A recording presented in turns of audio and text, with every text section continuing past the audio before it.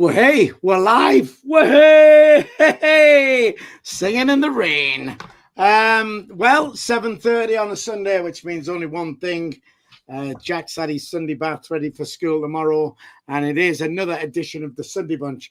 Just three of us tonight, me, Terry, and Jack. Jack, how's your day been?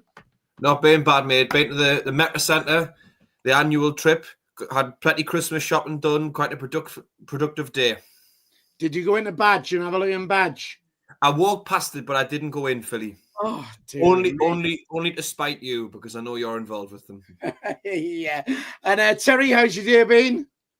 Yeah, it's been all right, apart from a bit of Christmas shopping I did this morning. Obviously, I got dragged out to do a bit of Christmas shopping, then decided to go for a nice Sunday roast, so it was nice. Oh, God, honest, I can't believe people still go out and do Christmas shopping. Get it done online. Amazon just arrived. That's No. Mine's easy. Straight to Sainsbury's. Buy everybody from Sainsbury's, sort of job done. What's the list like? Carrots, potatoes, grapes? Yeah. Alcohol, chocolates, and alcohol. There you go. Right. What happens if they do in dry January, though, Terry? You got to hand all the voucher for me, mother. Right. And soap and shampoos and things like that. Right, listen. Wolf Competitions are our sponsor for this season. wolfcompetitions.co.uk. Check out the site. There is a link in the description as well. Right, well, let's get straight on to it, lads. Yesterday, I'll tell you what, before we do, let's quickly go to the chat because we are live, which means you can join us via the live chat. If you want to have your say, get yourself in there, have your two penneth worth, and we'll try and include as many people as we can. SJ first up there, correcting us already. Las Palmas Mackham is on there. Stephen Thornton, DJ Sizzler Watson, Kev Flavin. The Mackham Cabby, who's back, our friend again, is even on there as well. Sunderland 3, Bournemouth 2. Right, let's start with yesterday then. So the team and the formation, when you saw it come out, Terry, were you happy with what you saw? The formation, was it a 4-2-3-1? Was it a 4-3-3, Jack? I would have probably said just reverting back to the 4-3-3 that was started the season with, really. Yeah.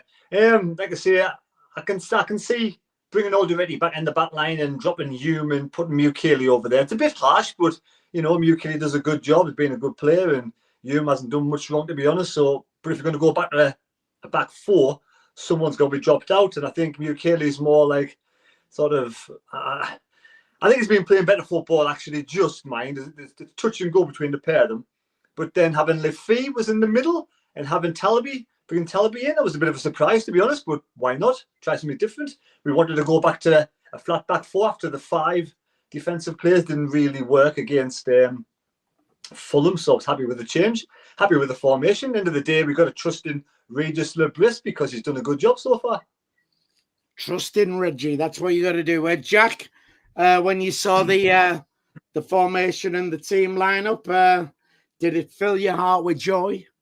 It did. Yeah, I was pleased to see that he changed the formation. I think 5 at the back served us really well in the tougher games where we were coming up against opponents where we know we're naturally going to be on the back foot a little bit more, like Chelsea and Arsenal. We got 2 really good results out of those games, and I think having the extra defenders on the pitch really helped us out. But you look at Everton at home, we went 5 at the back there. The first half was one of the poorest performances we've had all season. We played really poor as well away to Fulham. Only got a point out of those 2 games.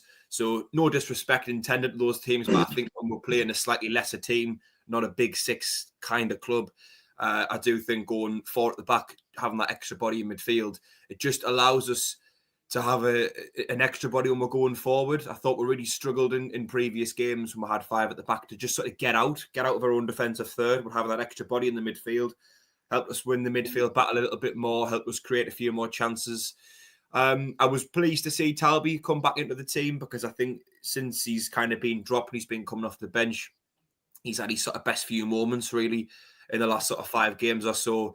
A bit of pace on the break. I mean, he didn't have a great game yesterday, to be fair, but I was pleased to see that he was given a chance. And yeah, we look so much better with Alderweireld in that team, his composure at the back.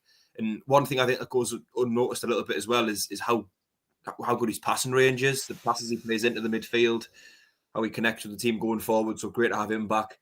Terry touched on there, potentially a little bit harsh to see Hume dropped effectively, but one of them where we had to go back to 4 at the back, we had to bring Alderete in, so it was always going to be probably Gertrude and then one of Ballard or Hume, just kind of process of elimination. You have to drop one of them. And I think Hume's probably the most expendable out of all the options we had in defence. It served us really well, and to be fair to Hume, I'm sure we'll speak about this later, but I thought he made a really good impact coming off the bench yesterday as well. Right, okay. Just very quickly, let's go back to the chat then. Kev Flavin says, happy days, lads. Bring on Liverpool. D Hall says, was it raining? Never noticed. Raining then, I think. Well, that would make you happy though, wouldn't it, Jack? I think it will make you happy, Phil. Yeah, I'm sure it would. I mean, to be honest, I do the fan cams after the game, and when I saw the rain, I thought, it's not going to happen. I'm not stopping people to think that they're going to stand in that and have a chat with us. So that's why that didn't happen. John Parr says, we've got more points than Leeds and Burnley combined. Fair enough. I was just saying to Terry before we came on air as well, with the Arsenal failing to win against 10-man Chelsea, it's kept us in the running as well for the title. We're only 8 points behind that as well now for them. Right, listen. As I I'll work through the game here, but I want to go straight to this second goal when we went 2-0 down. I mean, obviously the first goal was a slip there, and then they went and it paid off for them. They went 1-0, but 2-0. Was this down to the weather conditions, or was Roofs? Should he have been as far out as he was, Jack? I definitely think Bournemouth adapted to the conditions quicker than what we did. I felt as if they were a lot more aggressive, and they were taking advantage of the fact that when it is a wet pitch, the ball does move a lot quicker than what it does when it's dry. And I just think that their first goal was possibly a sign of that. Obviously, Mukele slipped as well in the lead with that. As for the second goal, I mean, a bit of complacency from Talby. He had sort of 2 opportunities, really misplaced these past twice. I don't really put any blame on Roofs, because I would imagine he's been instructed that when we're on the attack and we'll have a corner and set pieces and stuff, to position yourself quite high up the pitch. That's what most goalkeepers do. Most goalkeepers, when their team's got an attacking corner, they're not stood in their own box. They're sat, 20 yards in front of it or so, waiting for, if the ball was to come over to prevent a counter-attack, which is actually much more likely than, a shot from the halfway line. I just think it was a really, really good strike. A bit of complacency from us giving the ball away. But a really, really good strike. And I think with the pitch being a little bit wet as well, it just gives the ball a little bit more pace as you hit it and it goes up. Probably added a bit of pace to the ball, made it a bit harder for Roofs to get back. So I definitely think Bournemouth just reacted a little bit better. And that second goal was probably a good example as well of the conditions, and they let it play into their favour more than what we did. Right, okay. Just on the chat, sort of saying that John Parr says Roofs being on the halfway line is modern goalkeeping. I think Joe Hart said that, didn't he? He said that's where they're sort of told to come right out now. Mickey Stewart says, what a game, 2-0 down, coming back as well. John McKinney says Talby and Isidore best moments came from the bench, should start Mundell and Brobbery. We'll get onto that a little bit later on. Bring on the mags down there. Tony Lee on there, referee was weak. We're going to get onto the referee as well. Massive talking points with him. Terry, that second goal from inside the centre circle. Conditions, or was Roofs badly placed? Position? No, you kind blame Roofs, man. I mean, you have the corner ball. You got a simple pass back to Xhaka, and Talby just underhits the ball completely, loses that one, and then has the ball again, and is kind of just loses that, and they get a good counter attack and shot. It's a great finish from the lad. I'm sure we'll see it numerous occasions over in history, but it's I don't put any blame on Roofs whatsoever. We have the corner, we have the ball. Talby mucks up. It's more his fault than anybody else, but it is what it is. The lads know how to fight and battle back. Right, okay. Just very quickly, we like to hit 100 likes if we can on a Sunday night. So if you can just hit that thumbs up for us, we'd be very grateful to you for doing that. And even more so, if you're not subscribed to the channel, hit the subscribe button. It's free to subscribe, and that helps the channel out as well. 2-0 down, right? So we'll go 2-0 down within, 15 minutes, something like that. Did you think that's it? It's game over? I know the lads around me were saying, when we went 2-0 down, God, if we can get a point now, that'll be a good result. Terry? Yeah, I was thinking exactly the same thing. I mean, you have flashbacks to the home games in previous seasons in the Championship where we get stuffed 5-1, and you think to yourself, oh, God, I hope it's not one of these days. But you forget about the never say die attitude. For that split second, your mind sort of goes in a bit of a depression and you start thinking of all the negative stuff. But then you think, yeah, if we can get a goal back, we've been playing well. It's just two real bad mistakes or two errors or just two unfortunate, circumstances that led 2 goals in, and Bournemouth took the opportunity. And Bournemouth do have let a lot of goals in as well as scored a lot of goals. So for me, in hindsight, it was always going to be a high-scoring game. But yeah, you kind of get your head down a little bit, thinking, oh, here we go, it's going to be a thumping today, but the lads just don't know when to beat, do they? Right, okay. So you always thought it was going to be a high-scoring game. So why did you predict 2-1? Because that's what I thought was going to be, 2-1. But like I said, in hindsight, that's the word, hindsight. Right, and I look back at Bournemouth's games, think, yeah, fair enough, they do score a lot of goals, let a lot of goals in, but it is what it is.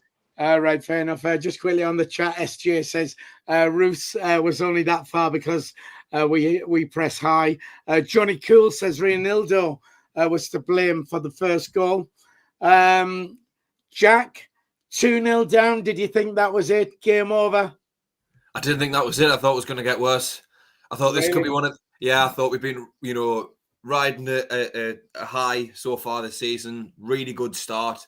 Every time we've lost, we've bounced back. I thought, this is the game that it all comes crashing down. I thought, now it's going to hit us. I thought, now it's going to be Sunderland 0, Bournemouth 5, something like that. Just, 2 goals in 15 minutes. And, we did start really slow as well. It wasn't as if they were against the run of play or anything like that. I did think it was going to get a heck of a lot worse. But, I always seem to doubt Lebris, and he always seems to prove me wrong. I always seem to go, we haven't started very well. I think this is the game we go on to get beat or lose our home and beaten run or whatever. He always seems to prove me wrong. I think we got a little bit fortunate with the penalty. Not that it wasn't a penalty, it was a foul, but it was quite a rash decision from Alex Scott to dive in like that, which helped us get back in the game. But yeah, I thought it was game over, to be honest, at 2-0. I thought it was going to get even worse. Right, okay. Before we came on air, me and Terry were talking about it, and Terry had said he thought this was the game where the wheels were going to come off and our season was just going to fall apart. But I don't know, there was something I thought we were playing all right. I thought, and I thought we played okay to their first goal, actually. Aye, but it's that thing, and after we've had a bad performance when we played like we did against Fulham, Reggie always seems to sort of like learn from it, and that. And I thought, going the game, I thought we should be all right with this. But then when we ended up 2-0 down, it's a tough one. And I must admit, I was thinking, well, if we get a point now, because I was thinking about what we'd said last week, where we'd said, to be honest, if we got a point against Bournemouth, it wouldn't be that bad a result, really. I thought we needed a win yesterday, like with games coming up in December. That was the game we had to go out and win, definitely. I think especially with the fact that as much as we have had some good results recently, it was actually starting to tot up a few games in a row that we hadn't won. We hadn't won since Chelsea. And like you say, Terry, with the next 2 games being away to, sides that you would class as being as part of the big 6. We've got the derby coming up, then AFCON, heavy fixtures over Christmas.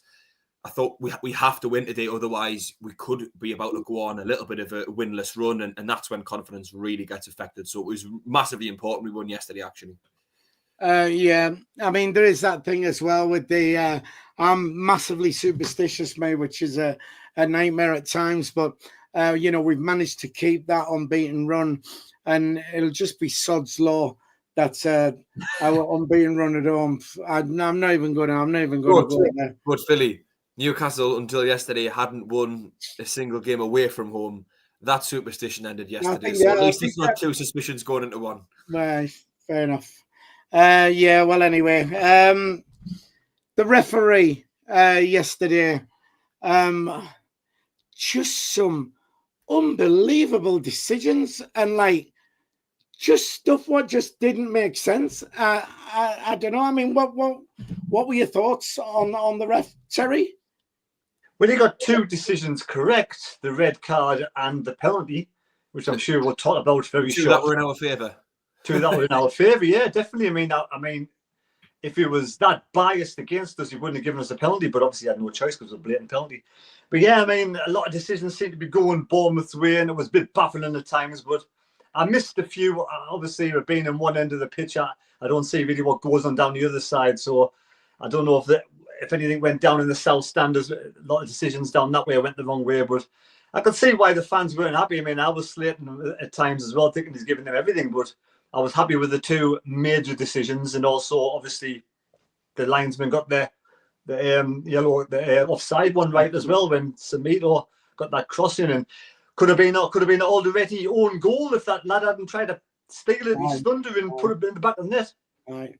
I mean, to be honest, we were where we sit, where we got a good view of the offside, so straight away in fact before even put up, we was screaming. Was the goal going in? Was that ball going in the back of the net when Alderete hit it? Yeah, I think it was. I think it would have gone in. I think it would have gone in, and if the player hadn't touched it, that would have been a goal. I think he was just being greedy, trying to get the goal, wasn't he? And then obviously he was offside, which I was happy about. I think it might have been going wide. I watched the match of the day. I thought it might have been going wide, but regardless, he played the ball and he tried to nick it, didn't he? So.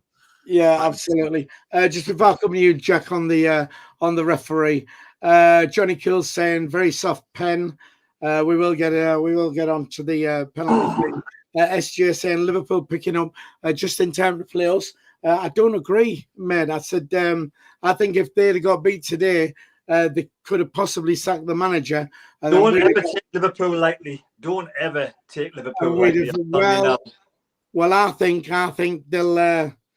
I think it's a good thing that they won today, and when we go down there on Wednesday, agree with you. 4-0. I totally agree with you, but I would never ever take Liverpool. I think the players and the manager know that, and they won't. They'll do a professional job on Wednesday night. But it's one of those things. They're not champions. They are champions for a reason, you know. They've got players on that side what will eventually come good. Or hopefully not on Wednesday. Hopefully we'll do the business. Right. Well, we'll see. We'll see. It'd be fun in your house anyway, Terry. Seeing as your lass is a Liverpool fan, are you going to be fighting? No, it's okay. We don't live together yet, so it's all right. All right, there you go. Malcolm Cabby on there says, big help, the bottom three lost. We pulled further away. Jack, some strange decisions yesterday from the ref, do you not think? There were plenty in there that I didn't quite agree with, but I mean, he did disallow a Bournemouth goal. I know it was offside. And gave us a penalty, which I did think was a Stonewall penalty. I've seen someone said in the comments that they thought it was a bit soft. I mean, I think if you go through the back of someone and you take the man before the ball, I think it's pretty clear. And then at the end, sending Lewis Cook off, which at the time I was really confused by. Had no idea what it was for, but since watched it back and see he does blatantly elbow Sadiki in the face. It's not even an accident or anything. The balls even went off. So there was some decisions in there that I didn't personally agree with, but I wouldn't have said it was particularly one-sided because I think plenty of the big decisions went our way, and I think he ultimately got the big calls right. Right, fair enough. I mean, I don't know where he got 8 minutes from at the end as well. I accept first half, 7 minutes. I don't think he decides, does he? The referee doesn't decide on the 8 minutes, does he? I'm not sure who decides on it, but I think everyone was quite surprised when they put 8 minutes. I mean, the 7 minutes, it made sense the first half. I mean, the VAR and the injury and all that. And they needed a goal as well, so. But then at the end, 8 minutes. So where did that come from? It was strange. And like I said, with the elbow, well, we'll come on to the elbow anyway. So sorry to put in, Phil, but I mean, the VAR check for that penalty seemed to take absolutely ages. Yeah. Stonewall penalty. It goes completely through the back of him, doesn't get the ball, takes the player, it's in the box. If that happens anywhere else on the pitch, it's a blatant foul straight away, free kick, play on with the game. I thought Reinildo was very clever there, mind, stretching his legs out. He does step in front of him. He used his experience, and I thought he did really well. He won it fair and square. It was a penalty, but I think other players might not have done that with the experience Ronaldo's got. He knew what he was doing. Yeah, but there was one before that as well, wasn't there? What could have what could have been? I mean, there was two close together, I thought. But anyway, we ended up with a penalty, and I think Ronaldo gave away a penalty early on in the season, so he got one back yesterday. Right, okay, fair enough. Joe MCM, ref was terrible, and Bournemouth were whinging about him. The head coach of Bournemouth did my heading after the game. Well, there was a lot of whinging going on. There was a lot of unnecessary complaining, I thought, from Iraola. Yeah, complaining about the penalty as well. Blatant pen. Pixel Rich, yesterday's ref was abysmal. Some baffling decisions. Emma down there now. Emma should have been on the channel with us tonight, but said she was dead busy, but not too busy to come on and use the live chat. You could have been on here, man. Do you not know women can multitask? Oh, yes, of course they can. I forgot about that. So why didn't you on here? Multitask. What's that? Again, it's saying apparently the ball was going in. So there you go. So if their player had tried to get the glory, Liverpool are there for the taking. Forget Man City. Yeah. Read the next one. Read the next one from that person, Phil. Where we're at. Go balls in versus Liverpool. Right. Well, yeah. Whatever that's supposed to mean. Clean living like me. Is what he wants. Right. Okay. Right. Okay. So we're on to the penalty then. I mean, Jack, you've already more or less stated what you thought, but was it a penalty in your eyes? And what about when Lafay stepped up to take it? Because we still wasn't sure who was going to take. I thought Jacques might have taken it, but were you happy with Lafay taking it? And was it a stonewaller for you, Jack? Absolute stonewall penalty.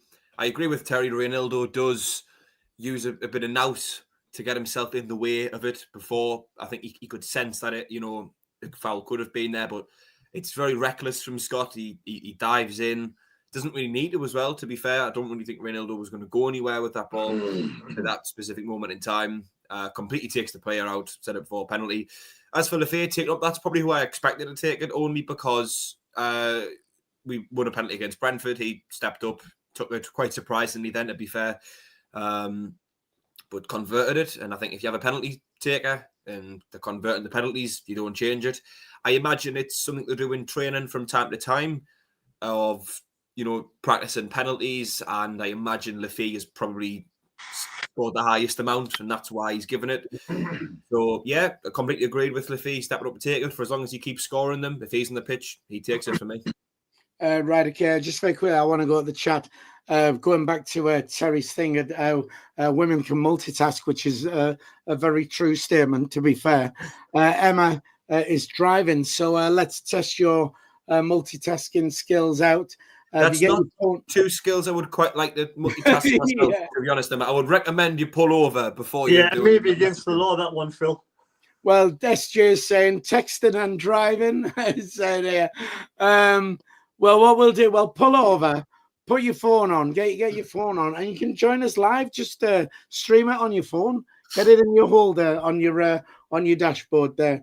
Terry, was it a stonewall penalty for you? Was it definitely a penalty, and were you happy to see Lafay taking it? Oh, yes and a yes. I mean, I thought the delay with VAR was to do with the other player from Bournemouth rolling around on the ground first, claiming a free kick. So maybe they were checking out that one first to see whether there was a free kick before the penalty decision was given. But clearly he was just diving around on the floor like a big baby. But yeah, it was definitely 100% a penalty. And, when you watch situations back where players come in and they're just a small touch on the ball before they take the man out, it's not a penalty. Where clearly, regardless how sort of soft the penalty is, he still took the man out. Whether he could have stood up and stayed on his feet, he may well have been able to. That isn't the point. He took him out. He has every right to go down under that amount of pressure. So yeah, I thought he used his experience, and I thought he was spot on there. And I thought that Lafay, he scored plenty of penalties for other teams before he's come to Sunderland. He scored one penalty early on in this season already. So for me, I was surprised with I think it was Siddiqui holding the ball. I was thinking, I hope Lafayette takes it. But it was a hell of a penalty, mind. He didn't have smashed the roof of that net. The water went splashing everywhere off the bloody back of the net. It was a fantastic penalty. First time you've had a wash all year, that isn't it, Terry? You're behind that. Oh, I was okay. I was under the roof, so I was like in row 7, so I was dry. All right, okay. The roof was leaking instead of being on fire this week. Oh, well, there you go. Look, Joe MCM says Jack and Lafayette, the new Duncan Edwards and Eddie Coleman. Jack, that'll be well. In fact, it's slightly out of my. I don't know as well. Sorry, I don't know if it's just me, but I'm worried that Jack gets a yellow card in the Man City game. Well, I'm very much worried about that. I'm gonna come on to that anyway. So in a bit, my thoughts on that. Tony Lee is on there again. Tony Lee saying, can anyone remember their best player, Semenyo, playing for us in 2020? I don't think he got many games for us, did he? Came on loan in the January under Phil Parkinson, and he came off the bench quite a few times. And I thought he looked really good. He was quick. He wanted to take players on. He was something a bit different to the likes of Maguire and Gooch that we had in those types of positions. But he persisted with those players, and thanks, Terry. That's a lovely view. Terry, pull your pants up, man. We're gonna get some comprehensive on about that. And then the season was curtailed quite early because of COVID, so it would have been nice to see him play more because I thought he looked really good, to be fair, and he has gone on to do really well. Right, there you go, Tony Lee. That's your question answered there. Emma says, I haven't got a holder. I'll hold it. SJ says, more players were marking Ballard. That's why Brodby was free to head home. Somebody else says, Johnny Cool says, if the player marking Brodby jumped instead of trying to impede him, Brodby may have missed. I thought he did well to get that goal. I'll come on to that just now, though. Right, so we're going at half time. Everybody's wringing out the clothes, trying to get dry, and we come back and straight away, 2-2, straight. It's just what we needed. I mean, the amount of times I'd said to you, we need a good start. We need to come straight out and get a good start, and there we go, 2-2. When that went in, then 2-2. Were you confident then of winning the game, Terry? Well, I was taught a lot of fans at half-time, and they were all confident at half-time, so everyone had a good feeling, a good vibe at half-time. After Lafayette got that goal, people were saying 2-2, 3-2 to Sunderland. They all felt confident. So when we were just saying, I was talking to Jonas, we were saying, look at all the empty seats in the south stand. And then we scored. I thought, they've missed the goal. They've missed the goal. There's loads of empty seats. Right. Everyone come back late, but I mean, I didn't see the goal until I watched it when I got in last night. But it was a lovely work goal. I mean, let's face it, Enzo Lafayette had a lot to do in lots of different things yesterday, good things to do for Sunderland, and he was involved with Traore. Traore, it's been a bit like Marmite with people at half time. Some were saying, I want him off. Some were saying, he's playing well. He's not. He's a bit lazy. Some were saying, no, he's having a good game. So he's very hit-y-missy with the fans. And I was one of them who was thinking maybe 60 minutes he'll probably go off. But he did really well in that instance. I think he started the passage of play and then he finished it with a fantastic goal. And Xhaka, I love the way they all celebrate together and they all like pumped up ready for it. And you see the leadership skills of Xhaka, but they all like just such a togetherness is amazing. Like great finish by Traore, by the way. Yeah, they're a team. How did you not see the goal? Do you mean because of where you are in the ground? I'm in the north stand, so I didn't even know he scored. It's that far away. We're that side, but I'm in the Premier Concourse, so looking down on it, you could probably need to sit behind the dugouts. To be honest, that'd be probably the best place to sit. Yeah, it is very nice. Spend all your Sky Sports money on the new season ticket, Terry. I wish it pays first, though. Getting the expensive seats. Right, okay. Tam8197 says Tez's crutch wasn't on my bingo card tonight, lads. So never mind. Right, Johnny Kill says very impressed with Bournemouth going forward, but have a championship defence. Jack, 2-2 straight after the break. Did you think that's it? Game on now. We're going to get this. To be honest, I thought that after the penalty went in, I think as soon as we got half the deficit and, we'd had the experience of going 2 behind and felt that disappointment, we'd gone the penalty and we'd scored it. From that moment on, I thought we will get another one and we're straight back in this game. And I think that second goal obviously just added to that. But it was just a great example of what Lebris does when things aren't working at halftime. He always seems to have the right message to send to the players, and it's no coincidence that it's happened only just two or three home games ago as well against Everton. We scored within a minute of coming back out. That was within about a minute or so. And I think the goal was actually a really good example of when we are behind in games, we don't panic and we make the right decisions. And I think so much of that is down to Xhaka's leadership. There was a couple of times where the fans were shouting for the ball to be crossed in or for someone to have a shot, and it wasn't really on.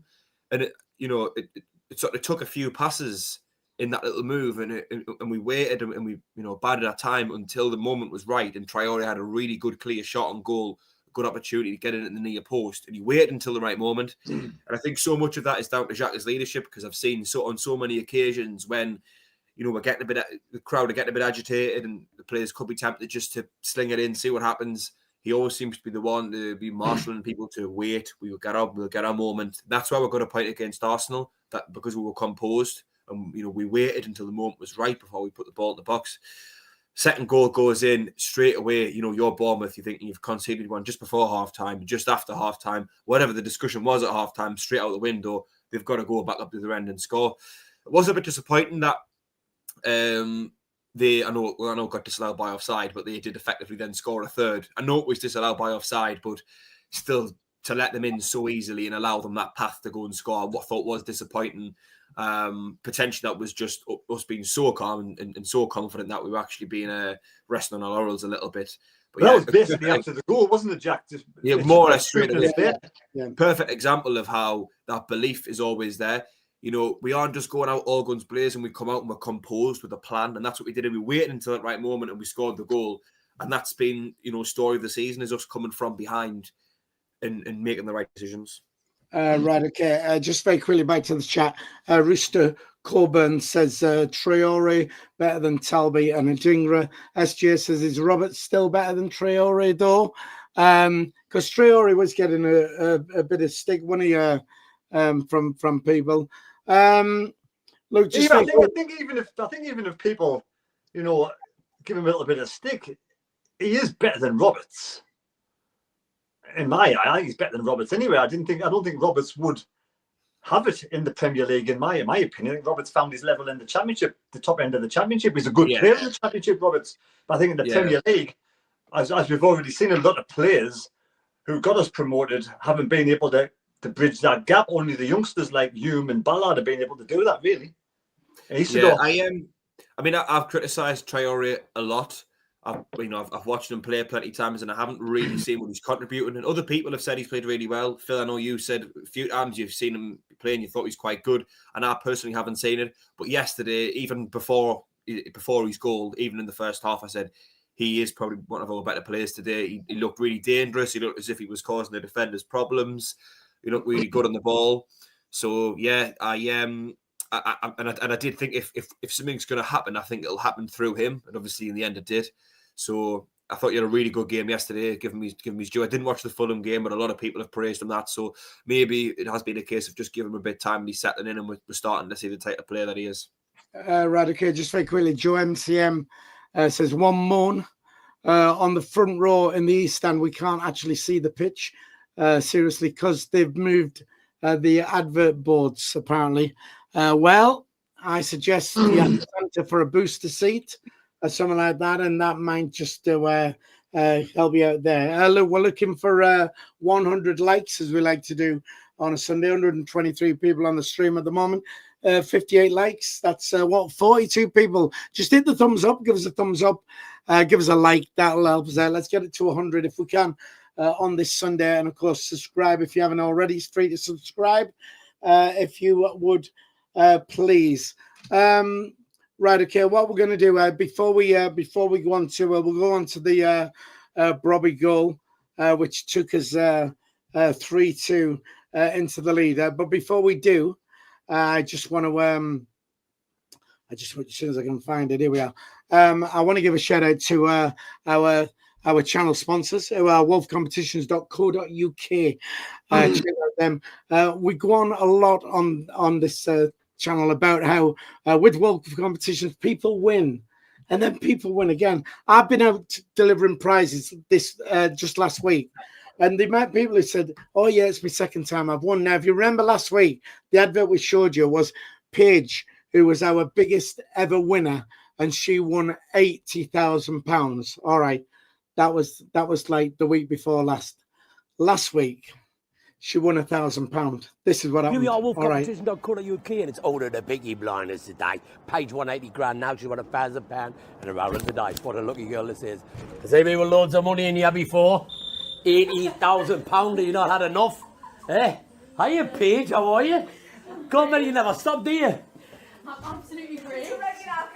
Isn't it? I can't believe it, you know. Paige, unbelievable, you better stop winning. People are going to be hating on us. They're going to be could knock me your door for a sub.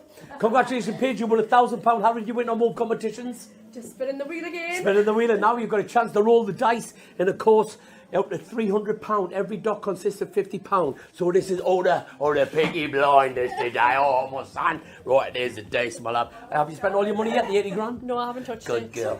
Right. Hello again. Hiya, what's this? Are you holding your boobs? I'm washing. Right. Do you want to No, roll? what are you doing? Roll it, come on. Scared. Get the 6, Paige. Get the 6. You're a lucky girl. Come on. 150 quid, yes! 150 pounds. That takes it to 1150. Congratulations, Paige. Let's get a photo. I'm Brian from Wolf Competitions. Get me out of here! So there you go. So she won £80,000 the week before last, and then she's gone and won 1,150 quid. Who's that bloke then? Who was the bloke? That's Brian. Brian's great. Brian does that, and he does things. I'm doing prizes. He's doing cash. So that's Brian. Good bloke. If he turns up on your door. So there you go. That's Wolf Competitions. Get yourself entered. wolfcompetitions.co.uk. There is a link in the description. Get yourself on there. Win some money for Christmas. And if you win, I might even be knocking on your door. And in fact, the guy. Billy, stop putting people off, man. They're your sponsor. You're trying to encourage people to use them. Listen, the guy who. You don't want Phil in his bright turkey teeth at your door. Listen, the guy who repaired our roof, all right, in the summer, he won. I ended up knocking in on his door on Friday, 400 quid down there. That was all right, wasn't it? So anyway, check them out. Wolf Competitions, they are our sponsor.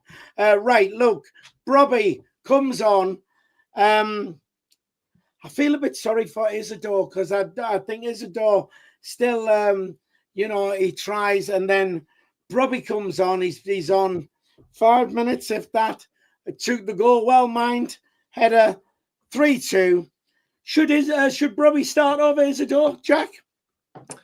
I think it's getting to that point, isn't it? I mean, just looking at when Isidore's last goal was Chelsea. So since then we've played Everton, Arsenal, Fulham, Bournemouth, 4 games now that he's gone without a goal. Not to be too harsh on Isidore. It's not through any lack of effort. You can see he's always trying, and he sometimes can be a decent outlet. He works really hard, but he's gone 4 games without a goal now, which isn't loads. But when you've had a player who's came off the bench twice, almost in a row, and scored, he also as well got the assist against Chelsea. Held the ball up really well. He really used his big frame to protect the ball and set Talby up. So I think Robbie's coming off the bench and making the impact that's required of him. At this moment in time, Isidore's performances are dropping a little bit. He hasn't scored in a few games. I think and these are the types of games that you want someone to have it. You want to have a big physical target man up front, the likes of going to Liverpool and City away, where you're not expecting to have a great deal of the ball. You want someone who can hold it up a little bit more. So yeah, I wouldn't be surprised if we see Robbie come in.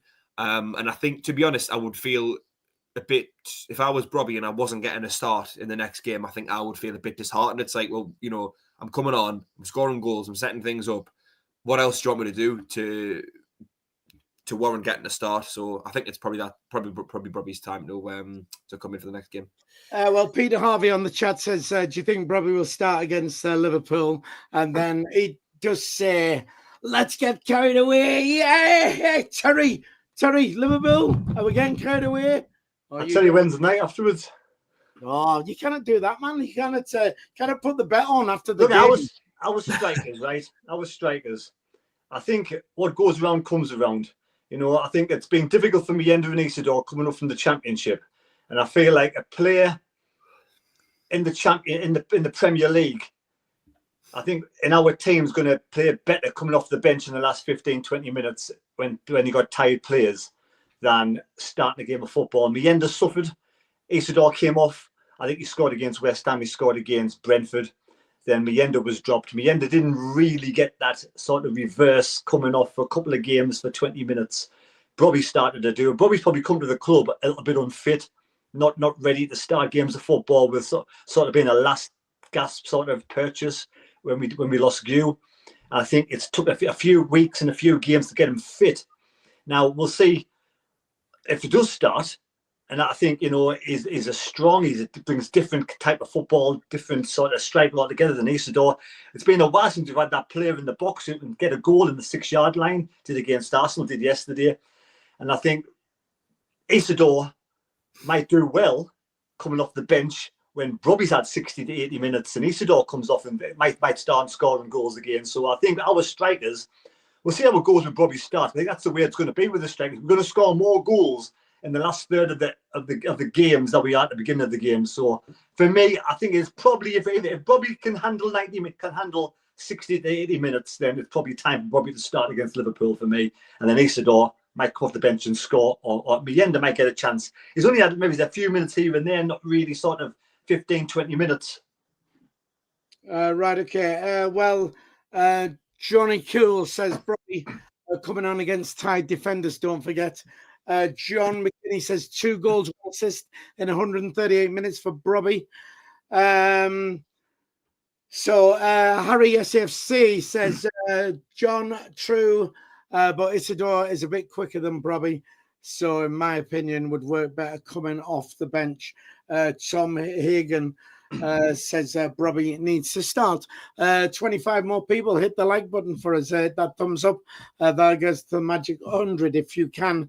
And another thing, Phil, you've got to remember our strikers are playing as lone strikers basically up top. Yeah. So they've got to get that service, you know, when you're playing against fresh Premier League quality players, they're going to be just as fast as you. You know, as fast as your strikers. So when players are coming off the bench full of energy with 10, 15 minutes to go against tired players, that's when that extra 5-10% sort of works in the favour of the striker as well. Right, okay. Emma's back on here saying that she's stopped driving now, which she probably hasn't, but obviously because somebody's pulled her up for texting and driving at the same time.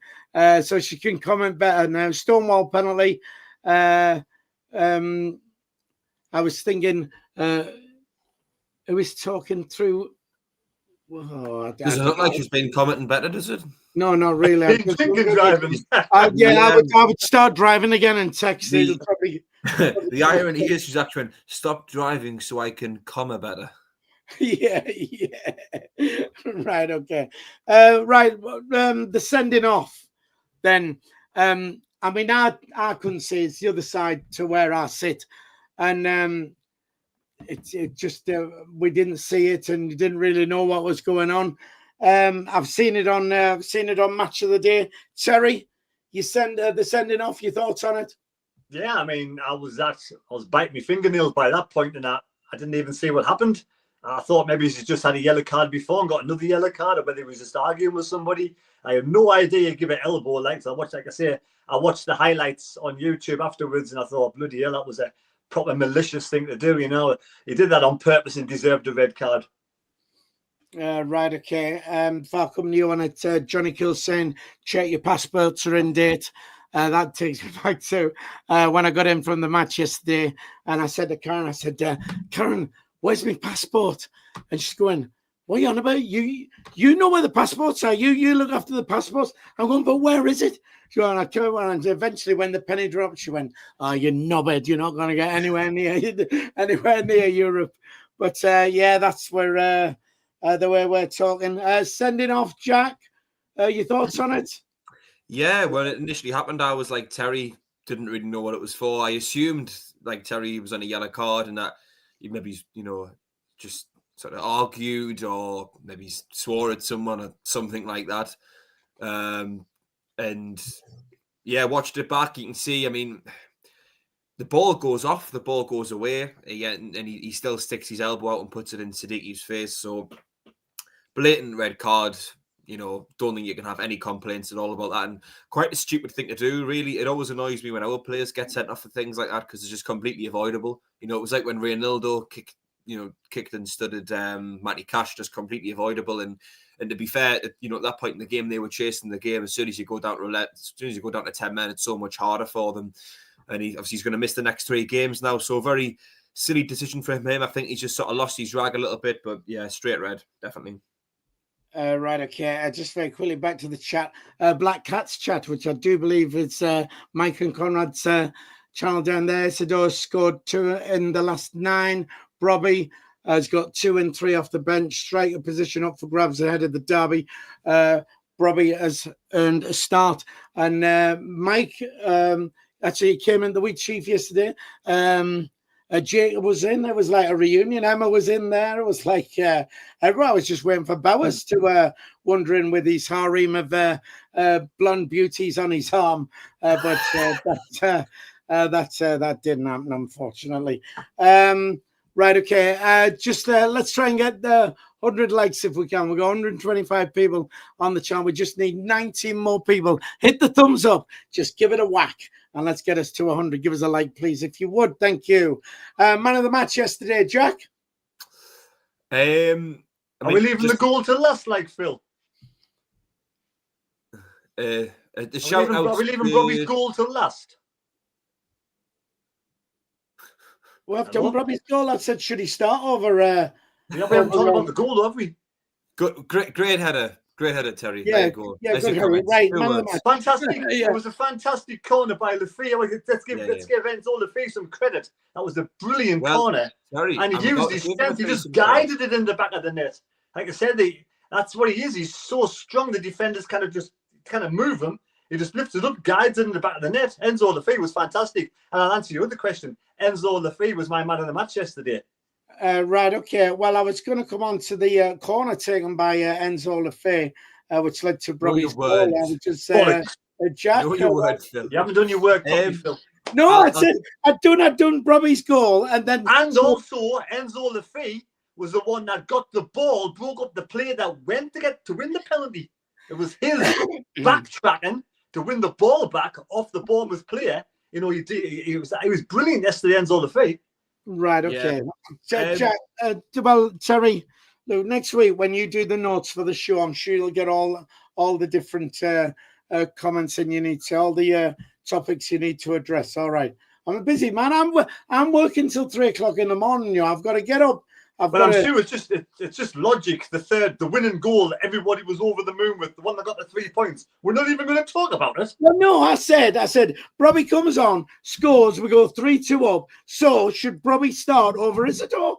What kind of questions that? That's after. That's the one you do after. In all fairness, you haven't quite covered all bases. All right, okay, all right. I'll tell you what, hang on, just let me do this. There you go. Right, we'll continue the rest of the show just like we're gonna continue the rest of the show with zero football knowledge. All right, there you go. Right, so I'll get on to it. I got. Terry's man of the match. Someone's Lafay. Right, Jack, go on, man of the match.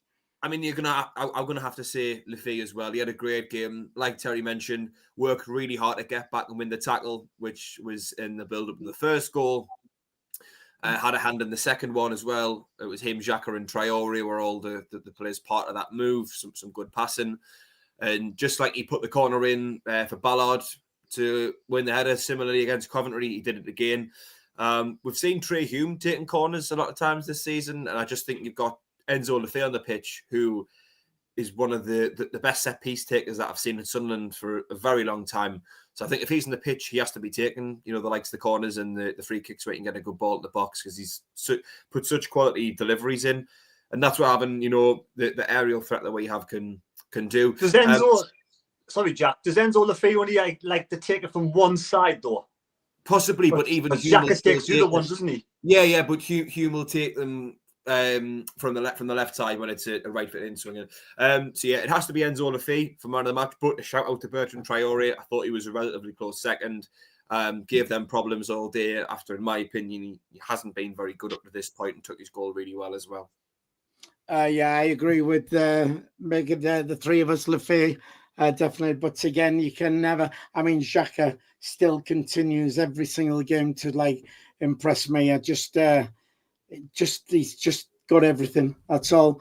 Right, I'll tell you what. I'm gonna sort of like jump a bit forward to Man City before I go on to Liverpool here, because right, there were a lot of bookings yesterday, but none for Xhaka and none for. I think Sadiqi's on one more, isn't he? Before, if they How get many one. Hume on as well these days? I don't think Hume's on that many, you know. Is he not? What I want to put here, right? Okay, so we play Liverpool on Wednesday. Xhaka in particularly doesn't get booked at the Liverpool game. Do you drop Xhaka for the Man City game, Terry? No, of course you don't. But if I mean,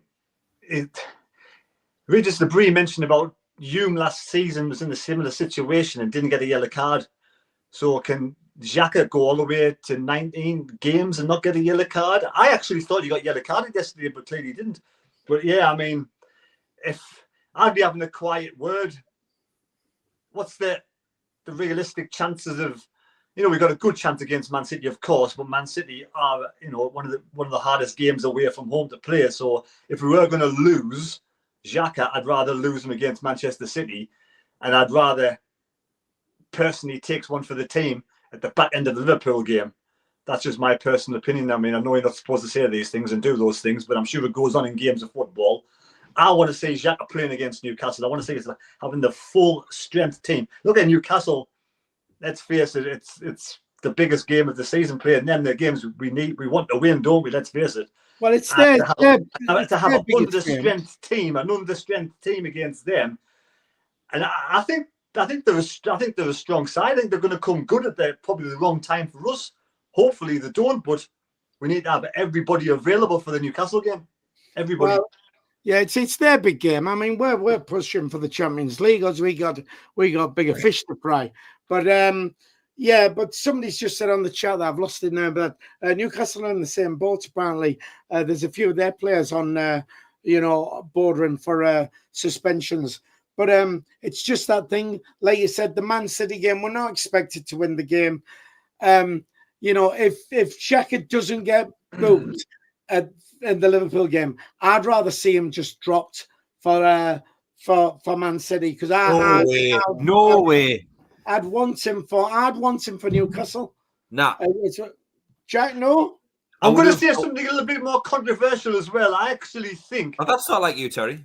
Newcastle can afford to lose one or two players. I think they have got a much more bigger squad of players that can go into the first team. I think we've got, after maybe 2 or 3 off the bench, it starts to get a little bit sort of weaker.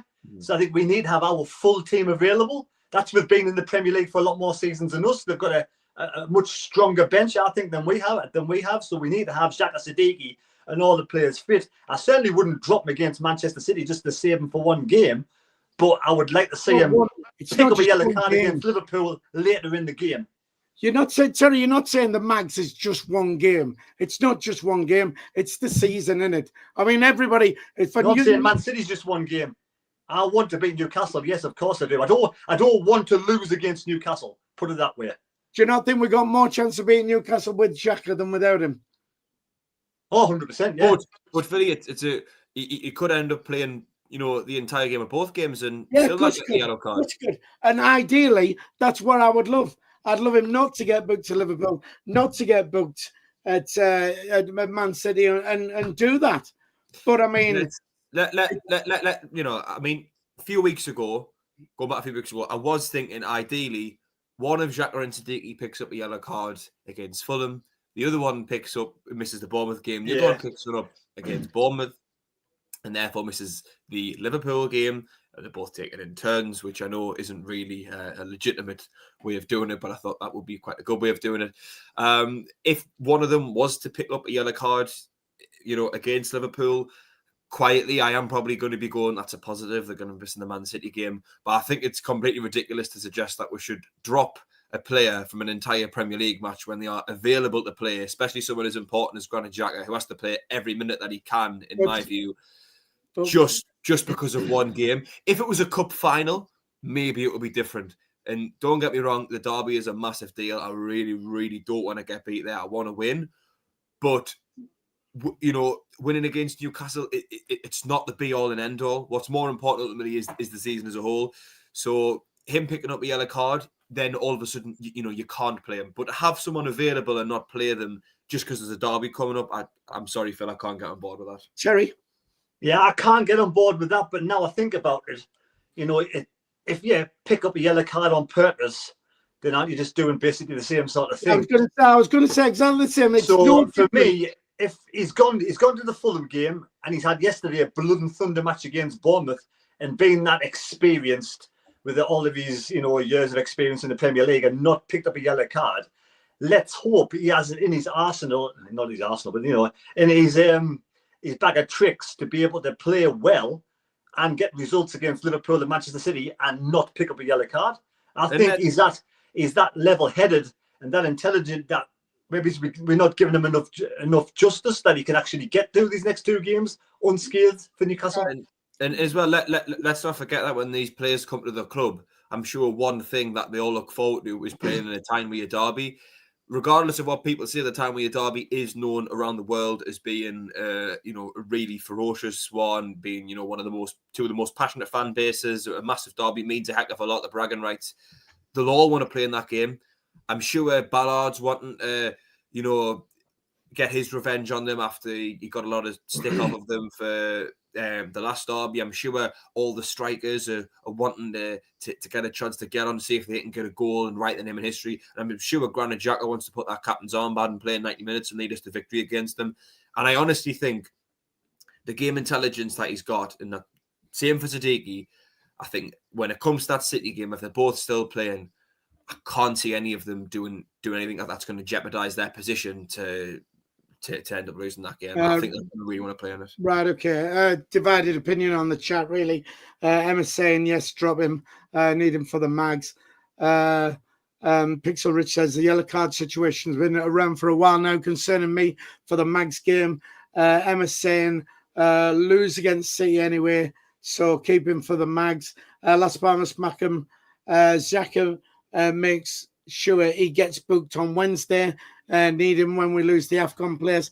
Like I say, it's no if he gets booked on Wednesday, it's no different to dropping him. He's doing it himself. There's no difference if he does it on purpose. If he gets booked in the game because he has a bad challenge, it's not really sort of that's different. You know, that's part and parcel of the game. Is if he takes, you know, if he does it on purpose, that's 5 minutes, like I said, which I probably think it's probably a bad idea. I just think, I think he might be able to get through the two games without getting the yellow card. Right, okay. He's done it so far. He's done it for numerous games in a row now. Right, D Hall says you can't drop Xhaka for something that may not happen. Pete Harvey says if you drop, who would be captain if Xhaka is suspended for the one game? Goes on and on and on. But we've quickly got to get to Liverpool. Few things in here. Would you set up the same way we played against Chelsea for Liverpool?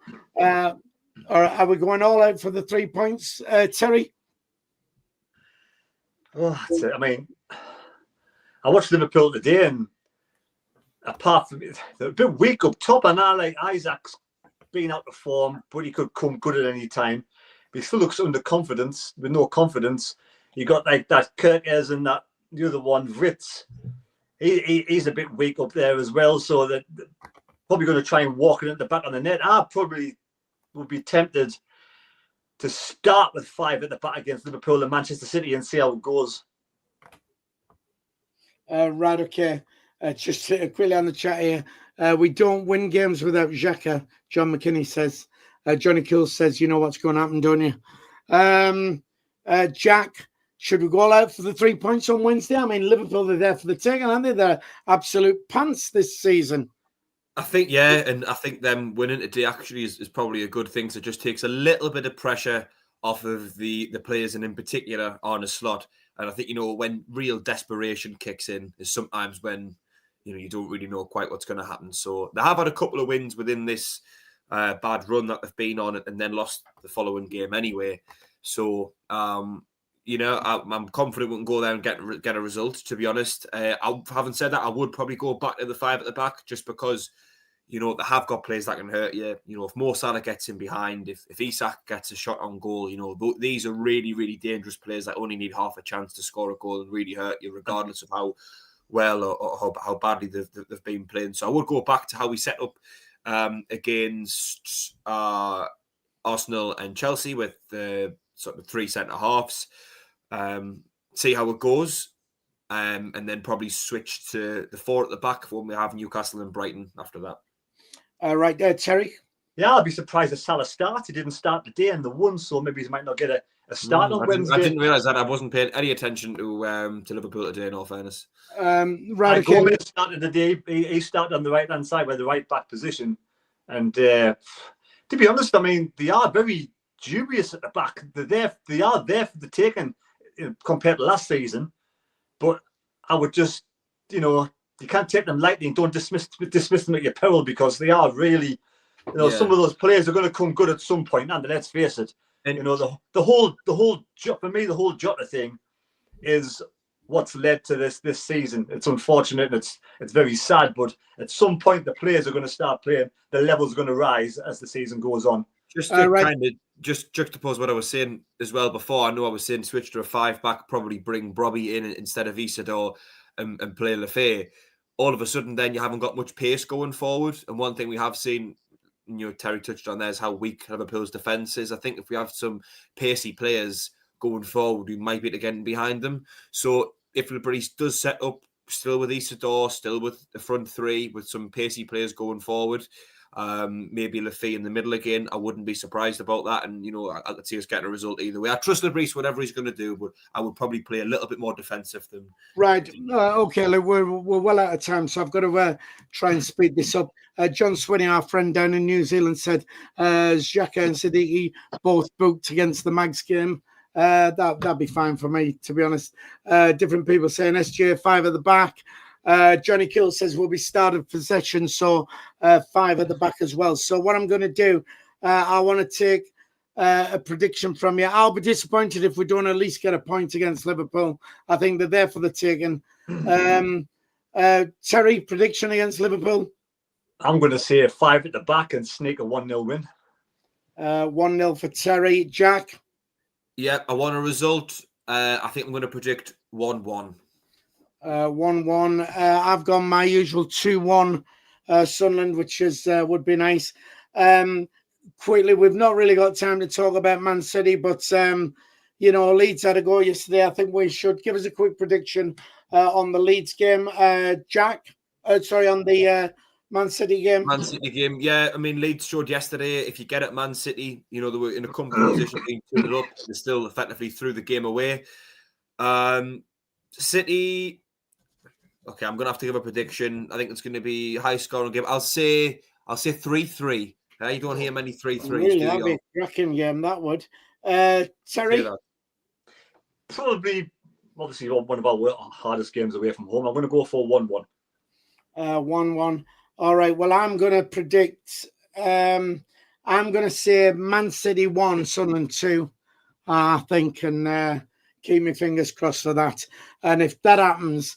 then that's it. I'm going to get my passport out the safe. If we beat Liverpool and Manchester City, you get that passport ready, yes. I'll get it dusted off. So there you go. Listen, thanks to everybody for tuning in. We got 140 people on the stream at the moment, and we just need 10 more people. 10 of you to hit the thumbs up. Just do that, and that hits the 100, what we like to hit on a Sunday. It'll take you a second to do so. If you would, we would love you forever. Don't forget, next week, come and tune in. We'll be talking about the Liverpool game. We'll be talking about the Man City game, but we will be looking ahead to the Mags game. So lots to talk about that. So make sure you join us for that. Thanks for tuning in. Terry, would you just like to say bye to everybody? Well, goodbye, everybody. But isn't it much better being happy on a Sunday than being miserable? It's well, I'm always happy on a Sunday. It's my Friday night, isn't it? So there you go. Jack, say bye to everybody. Yeah, thanks for tuning in, everyone. Hopefully we're sat back here very soon discussing more Sunderland wins. See you later. Hopefully. So thanks for tuning in, everybody. Don't forget to like, share, and subscribe. Don't forget, check out wolfcompetitions.co.uk. There is a link in the description. Get yourself on that site. Win yourself some prizes or some cash just in time for Christmas. We're going to go. If you're a member of the channel, then watch for your name in the credits at the end. We'll see you. Thanks very much. Bye-bye.